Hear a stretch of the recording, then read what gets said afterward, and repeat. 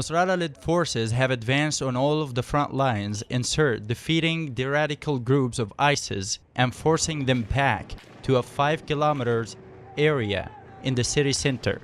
A number of fighters and vehicles are advancing through the notorious roundabout of Al-Zafaran, where ISIS militants once beheaded a number of people in public. Fierce clashes and heavy artillery shelling takes place as Al-Bunyan al-Marsus fighters continue to push the ISIS radicals back to their downtown hideouts, mainly in Ouagadougou conference halls. Here appears the city welcome signboard, in which ISIS wrote, "Sirte city is under the shadow of Sharia," and it just overlooks the roundabout where it's used to have its gallows on which many were beheaded. And off to another front line, the Misrata-led forces are on the move toward neighborhood 700, where ISIS militants are barricading. One fighter uses a walkie-talkie to guide the rest of the forces to the battlefield, where they will engage in all-out clashes against the terrorist groups of ISIS.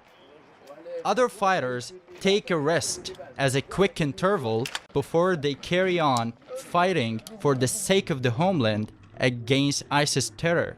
Senior leaders give the fighters the needed tactics for defeating ISIS militants in yet another district in the city of Sirte.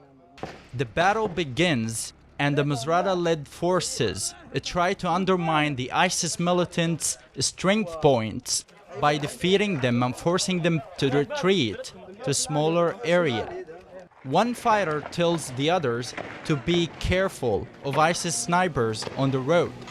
Other fighters fire at the last locations where those snipers are trying to defend their terror kingdom.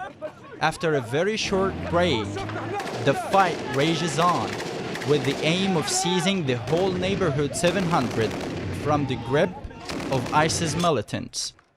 An armed vehicle for ISIS is burned, and the militants are either dead or have retreated back to their last hideouts in the city center. All the fighters gather to celebrate the new victory over ISIS radicals after a long, wearisome day of clashes to seize the key neighborhood 700.